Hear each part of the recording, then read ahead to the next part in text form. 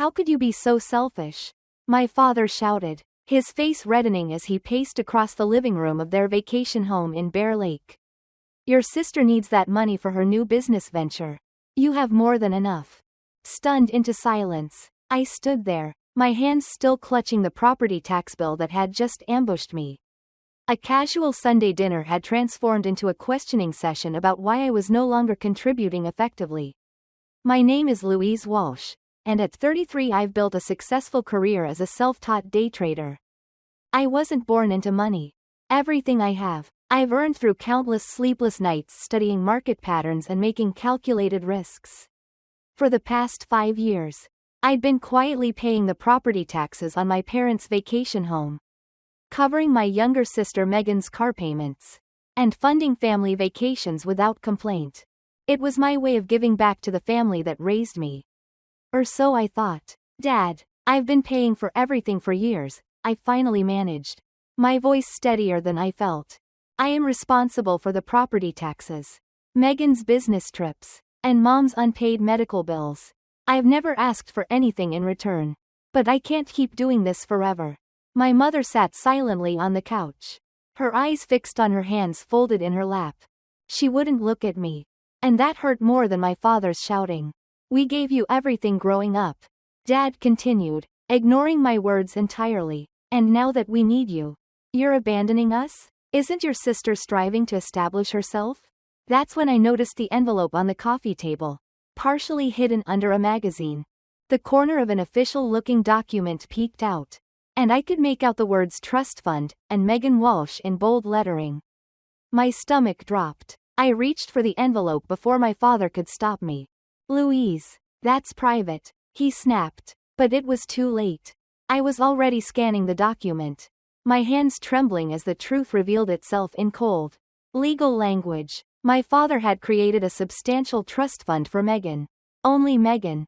This was the same father who had been telling me for years that there wasn't enough money to cover my college tuition, forcing me to work multiple jobs while studying.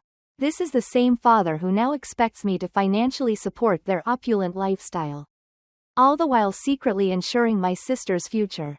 When were you going to tell me about this? I whispered, a cold clarity washing over me. My whole life suddenly made sense. The favoritism, the different expectations, and the constant demands disguised as family obligations suddenly made sense. I knew then that everything was about to change. My father grabbed the trust fund document from me. But the damage had already occurred. I etched the numbers deeply into my memory. $350 set aside for Megan, with additional provisions for future contributions. All while I'd been told repeatedly that family finances were tight. You weren't supposed to see that, he muttered, folding the paper and stuffing it back into the envelope. Clearly, I replied, my voice hollow. I guess that explains why you never helped with my student loans. Growing up, the pattern had always been there. Megan got dance lessons while I was told to focus on academics. She received a car for her 16th birthday. I took the bus until I saved enough from my after-school job to buy a used Honda. When college came around, Megan went to a private university with family support, while I pieced together scholarships and worked 30 hours a week at a local coffee shop. I had always attributed it to shifting financial circumstances or distinct parenting styles. I refused to accept the reality that now confronted me. My parents simply valued Megan more. Sweetheart, my mother finally spoke, her voice gentle in that placating way I now recognized as manipulation. Your sister needs more help than you do. You've always been so independent and capable. We're proud of how well you've done on your own. The twisted logic left me speechless. Megan received a reward for her dependence, while I faced punishment for my success. All those times I asked for help, I said slowly, memories flooding back. During my college years, I worked 2 jobs and struggled to get enough sleep. My car broke down, leaving me unable to afford the necessary repairs. I needed a security deposit for my first apartment. You said you couldn't help. But the money was there. It was just earmarked for Megan. Dad shifted uncomfortably. Investment decisions aren't that simple, Louise. We had to think about the future. I responded, that's just not my future. I thought about all the payments I'd made on their behalf over the years. The property taxes on this vacation home alone were $8,700 annually. I'd covered them for 5 years straight, plus countless other expenses. I'd even paid $12 for roof repairs last summer without complaint. This was all while they were clandestinely building a nest egg for my sister. The taxes are due next month, Dad said, changing the subject as he slid the bill across the coffee table toward me. And the Homeowners Association increased their fees again. I stared at him, incredulous. After what I'd just discovered, he still expected me to pay. The audacity was breathtaking. Something inside me shifted then. This required a fundamental recalibration. I had been taken advantage of. But that ended today. I'll take care of it, I said quietly, picking up the bill. My father visibly relaxed, missing the resolve in my eyes. The drive back to my downtown Salt Lake City apartment was a blur. Snow-capped mountains that usually brought me peace seemed to loom accusingly against the darkening sky. I'd been such a fool. Once home, I ignored my ringing phone. Undoubtedly, my father was making sure I wouldn't renege on the property tax bill, and pulled out my laptop. With trembling fingers, I opened a folder I'd meticulously maintained for years but never thought I'd need to use. Financial contributions. Family. The spreadsheet that appeared represented thousands of dollars I'd poured into my family's needs. 5 years of property tax payments. $43,500. I took over Megan's car payments after she claimed she couldn't afford them. $17,680. What is the cost of the new roof on the vacation home? $12. Insurance did not cover the medical expenses for my mother's knee surgery. $8,200. Family vacations I'd funded it under the guise of gifts. $22,450. The total made me physically ill.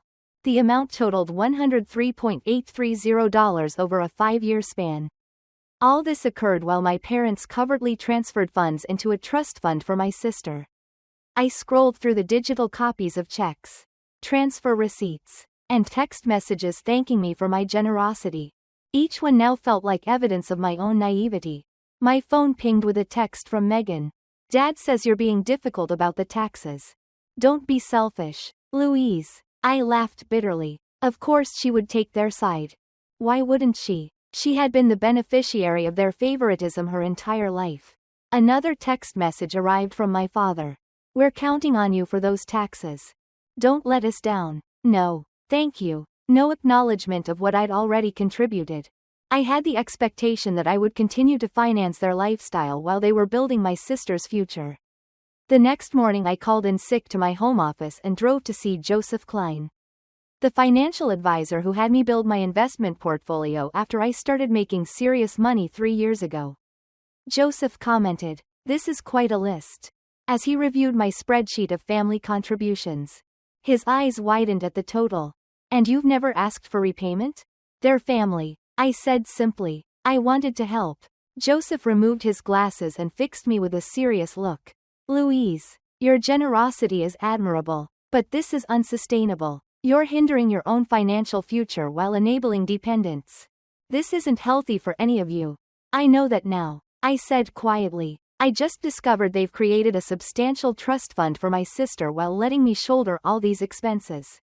Joseph's expression darkened. That changes things. For the next 2 hours, we developed a plan. I would need documentation, notarized statements of all my contributions, formal receipts, and a complete accounting of everything I'd given. Joseph recommended his colleague, a forensic accountant named Victor Hernandez, who specialized in financial disputes. Are you sure you want to go down this road? Joseph asked as our meeting concluded. Family conflicts over money can get ugly fast. I thought about the trust fund document. About years of being told there wasn't enough to help me while Megan received everything. About the property tax bill my father had pushed across the table with the casual expectation that I would handle it. I'm sure, I said, my voice stronger than it had been in days. It's time they understood exactly what I've been contributing all these years and what happens when that contribution stops. As I left Joseph's office, I felt something I hadn't experienced in years when it came to my family. Power. 1 week after discovering the trust fund, I sat in Victor Hernandez's office surrounded by stacks of papers. The forensic accountant had been methodically organizing my financial contributions to the Walsh family over the past 5 years. Your documentation is impressively thorough, Victor noted, sorting through bank statements and receipts. Most people don't keep records this detailed. My day trading background had instilled excellent record-keeping habits. Every transaction, every transfer, every expense, all meticulously tracked and categorized. So what's the total damage? I asked, steeling myself for the answer. Victor slid a document across his desk. The final tally was even worse than my initial calculations. $118.745. The additional $14.915 comes from interest you've lost by diverting these funds from your own investments. He explained, based on your portfolio's performance over this period. That's a conservative estimate. I nodded, feeling a strange mix of vindication and grief. The numbers made the betrayal concrete. Undeniable. What now? I asked. That depends on what you want, Victor replied. If you're seeking legal restitution, we could build a case. Though family financial matters can be complicated without written agreements. If you're simply documenting this for your own closure or as leverage in family discussions, we can prepare a comprehensive financial statement. I suggested the latter option. For now, as Victor prepared the documentation, my phone buzzed with text messages. Dad, I have not yet received the tax payment. The due date is approaching. Megan, Dad says you're being difficult about money. Considering all the things they've done for you, is that really the case? Really, Louise? I silenced my phone without responding. Let them wonder. 3 days later, I received a notarized financial statement from Victor's office. The document detailed every cent I'd contributed to my family over the past 5 years. Categorized by recipient, purpose, and date. It included a calculation of lost investment opportunity and a statement from Joseph Klein verifying the legitimacy of the analysis. That same evening, I received a call from my mother. Louise, your father is concerned about the property tax payment. She began, her voice carefully modulated to hide any tension. The due date is next week. I know when it's due. Mom, well, will you be handling it? You've always been so reliable about these things. The casual assumption in her voice ignited something in me. They made 5 years' worth of payments without expressing any gratitude. They secretly built my sister's nest egg over the course of 5 years. Not this time, I said quietly. There was a long pause. What do you mean? I'm not paying the taxes anymore. Or any other family expenses. But we're counting on you. Someone else has already allocated the money. Her voice had a frantic edge now. To Megan's trust fund. You mean? The words hung in the air between us. Another long silence ensued. Your father told me you saw that. Louise, you have to understand. I understand perfectly, Mom. I understand that I've contributed nearly $120 to this family over the past 5 years. While you and Dad have been telling me there wasn't enough money to help with my education or housing. I understand that I've been financing your lifestyle while you've been securing Megan's future. That's not fair, she protested weakly. No, it's not. I agreed. I've completed the task. I ended the call and turned my phone off completely. Knowing the real storm was yet to come. My father would not tolerate this situation. He'd always seen my financial support as an obligation, not generosity. The next morning, I opened my laptop and made 3 significant changes. First, I canceled the automatic payment for Megan's car. Second, I removed myself as an authorized payer on all family accounts. Third, I transferred $120 from my brokerage account to a new, separate investment fund labeled My Future. For the first time in years, I felt unburdened. The weight of constant family financial expectations lifted from my shoulders. The fallout was swift and explosive. By noon, my phone was bombarded with messages. I finally turned it back on during my lunch break, watching notifications flood my screen with a strange detachment. Megan called 7 times before sending a series of increasingly frantic texts. What the hell, Louise? The bank has declined my car payment. Are you trying to ruin my credit score? I have plans this weekend. Dad is furious. Fix this now. My father's messages were more direct. Call me immediately. This is unacceptable behavior. You can't just abandon your responsibilities to this family. I ignored them all and focused on my trading day. The markets were volatile, requiring my full attention. Only after closing my positions did I listen to the single voicemail my mother had left. Louise, please. Her voice trembled. Your father is beside himself. The property tax notice came with a late fee warning. Megan can't make her car payment. She'll lose her vehicle. We don't understand why you're doing this. Whatever's upset you, we can talk about it. Please call us back. There was no acknowledgement of the trust fund issue. There has been no acknowledgement of the years of financial support I have provided. There is only pressure to maintain the status quo. I was composing a measured response when my intercom buzzed. The building security guard's voice came through the speaker. Ms. Walsh, your father is here demanding to see you. He's quite insistent. My stomach tightened. Tell him I'm not available. He's saying he won't leave until you come down. I sighed. Then call the police if he refuses to leave.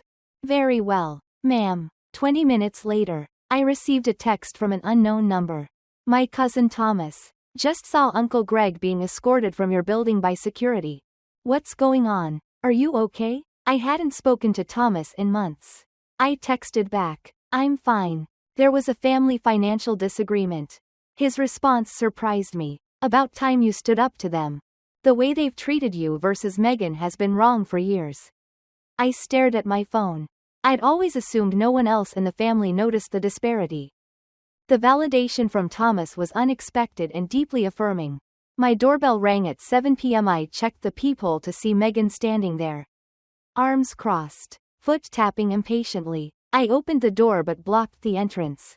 What do you want? What do I want? She repeated incredulously. I want you to explain why you're suddenly acting like a psycho. My car payment bounced. Dad says you're refusing to pay the taxes on the lake house.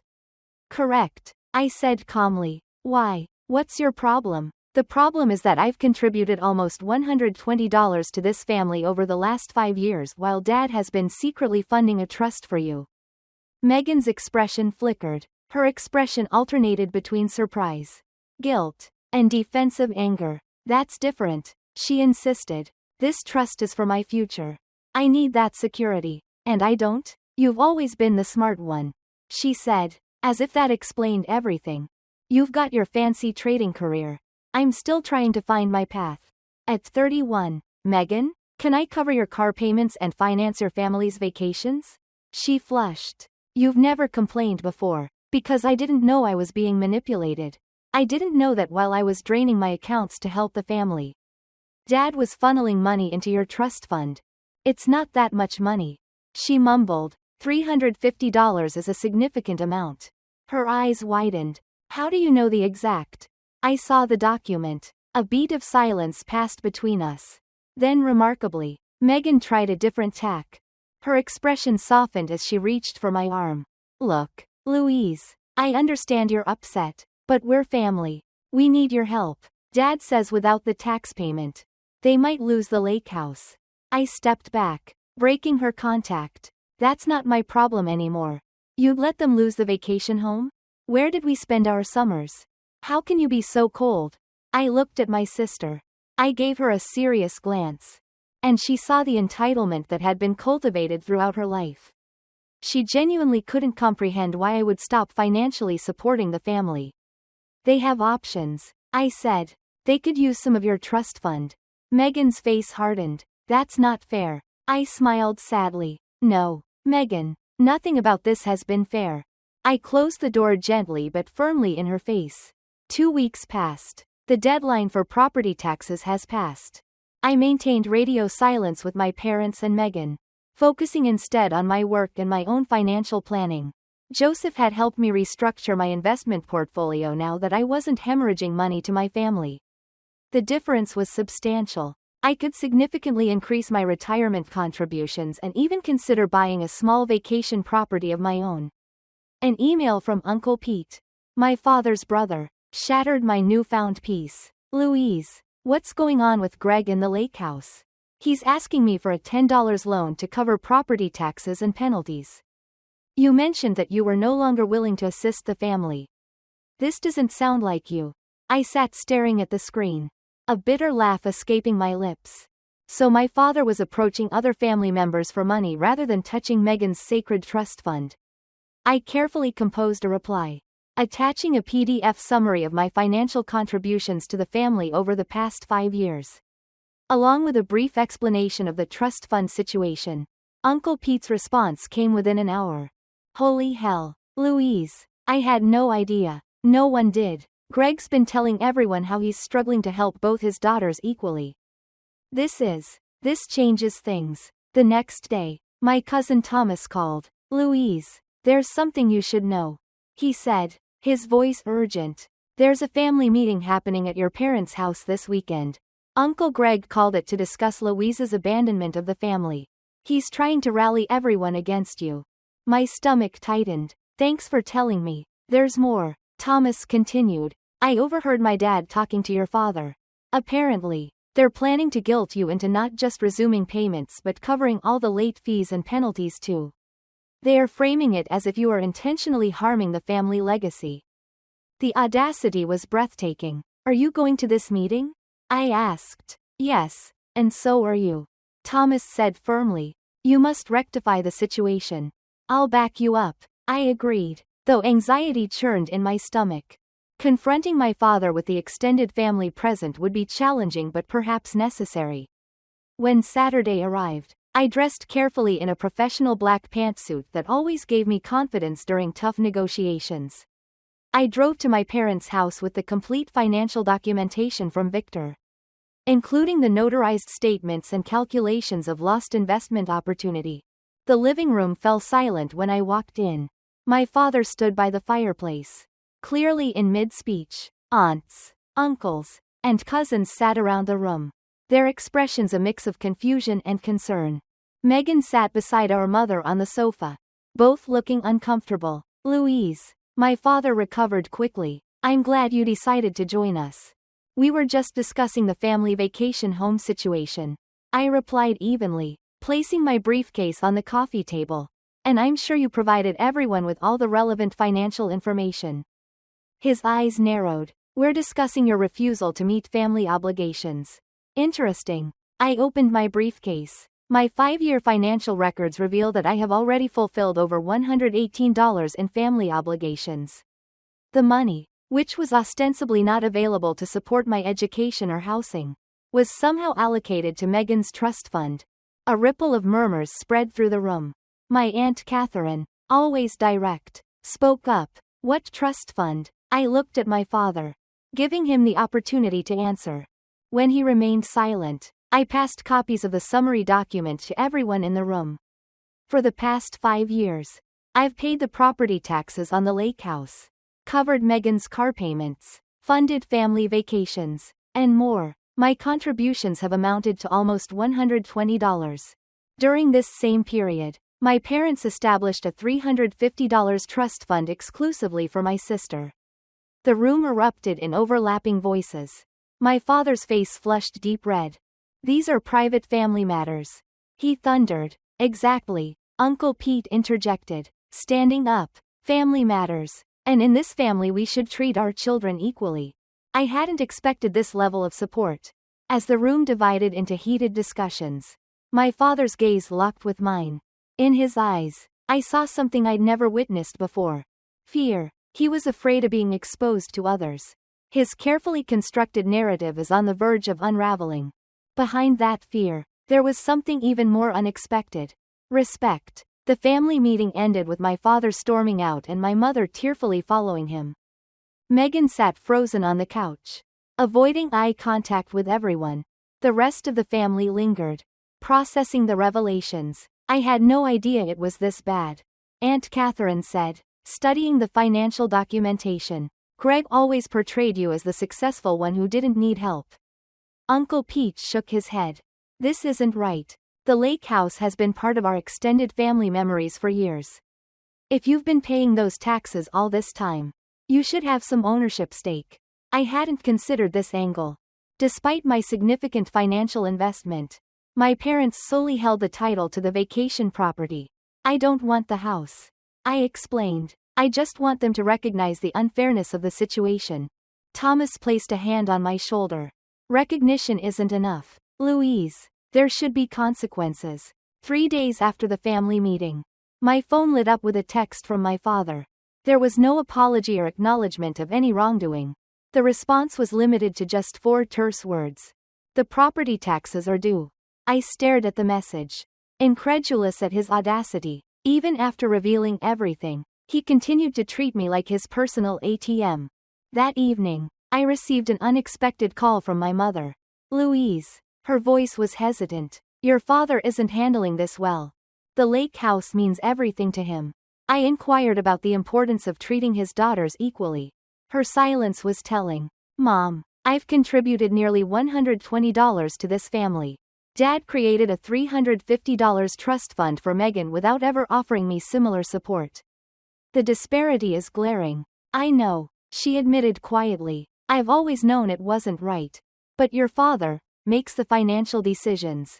I finished for her. I understand. But this is where it stops. The next morning, I texted my father back with a single attachment. I attached a photograph of the complete, notarized financial record of my contributions over the past 5 years, with the total circled in red. No accompanying message was necessary. The documentation was self-explanatory.